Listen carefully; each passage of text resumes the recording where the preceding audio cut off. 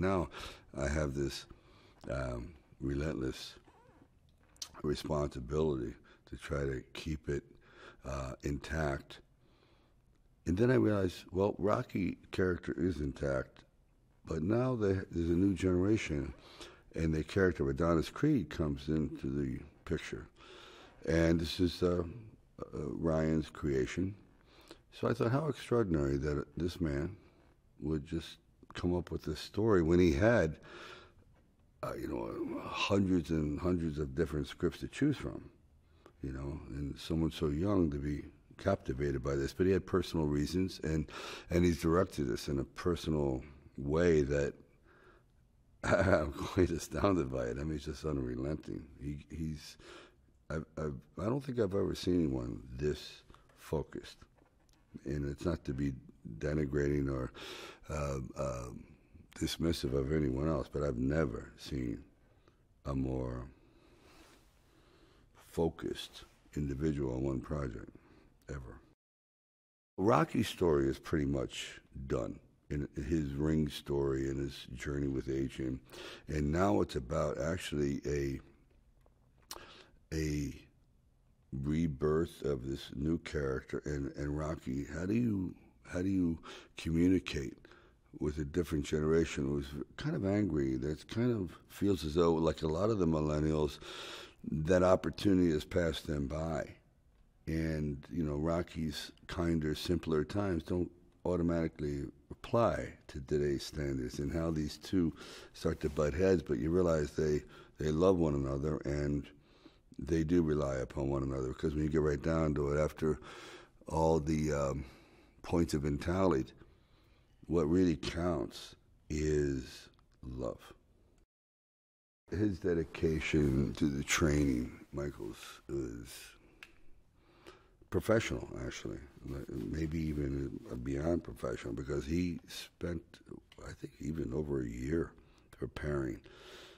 So he was in extraordinary shape. I mean, I've done this a few times, and I think he was in better shape than I was, and I would say that he really had to work hard, because these scenes were done over many, many, many days, and to maintain that kind of physique and energy and passion, you need a special quality. So he's literally, and he's still to this day on the set, being very specific about what he's eating. So he's living the part. To Ryan's credit, I gave him my blueprint, which I've used before, and then he analyzed it, took it for what it's worth to him, and then he choreographed this fight himself. So, because he wanted it to be his own blueprint. He's one of those sorts of types of directors, a new breed of director, that is a real auteur.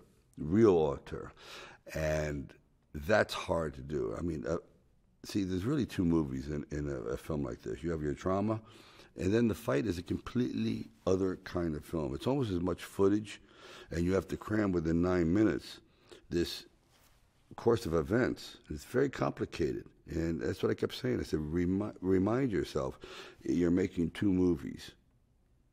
Really, it's not, and that's why it's very daunting. And he did it, no problem. I like him. I love Michael. He's a fantastic actor. He's so dedicated. I know we all hear that.